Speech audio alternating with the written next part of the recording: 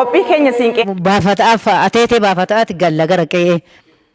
Hayyeega haala kanaan waraana gidduus ta'ee nama waa balleessee kun immoo isa miidhuuf deemu gidduu seenuudhaan haala kanaan humni siinqeen qabu humni dubartiin sirna gadaa keessatti araarsuu qabdu akkuma isaan nu ibsan kanatti ergammoo araaramanii boodas akkasuma gammachuu isaanii weedduu ittiin ibsatan qabu weedduu san immoo meenuu affeeruu dhaggeeffanna waliin. Rabbitti deefa baay'ee eessee baay'ee oolchee galee.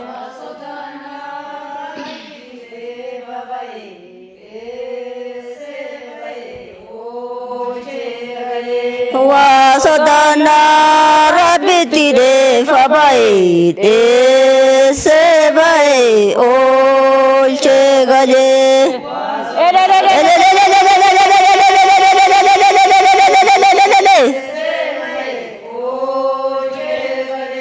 Waasodana Rabbitti deefa baay'ee eessee baay'ee oolchee galee.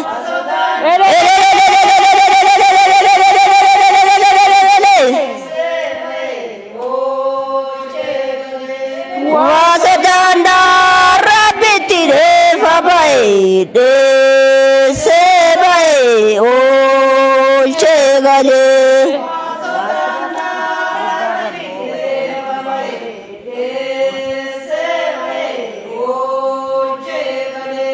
Waasodana Rabbitti deefa baay'ee eessee baay'ee oolchee galee.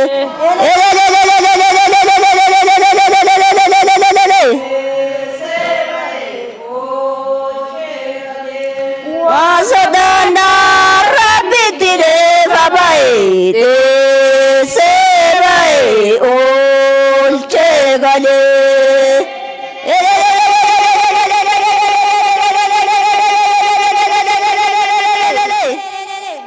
Kabajamtoota jaalatamtoota daawwattoota Oromiyaa Miidiyaa Neetwoork kun qophii siinqeeti. Qophii siinqee keenya har'aa keessattis dubartiin Oromoo sirna gadaa keessatti kabaja siinqeen qabdu yookaan immoo mirga siinqeen kenneefiin akkamitti araara buusuu akka dandeessu, biyya tasgabbeessuu akka dandeessu, biyya gidduutti nageenya akka bu'u gahee taphachuu akka dandeessu agarree jirra. Nutis gaa turtii godina Arsii aanaa Muunneessaatti goone kana fakkaata.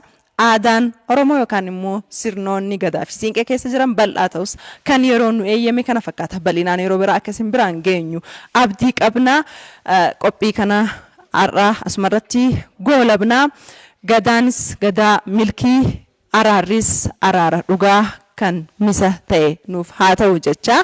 Qophii kana akka qopheessinuuf deeggarsa guddaa kan nuuf godhe Aadaa fi Turizimii godina Arsiitii fi Aadaa fi Turizimii aanaa Muunneessaa galatni keenya guddaadha. Maqaa daawwattoota Oromiyaa Miidiyaa Neetwoorkiin ulfaadhaa jennaani deeggarsa guddaa nuuf godhanii hawwata keenyas asitti aadaa kana nu agarsiisuudhaan yeroo isaaniitii fi si'aayin akkanaatiin sirna gadaa keessatti siinqeen maal akka fakkaatu kan nu agarsiisaniif horaa bulaa jennaani.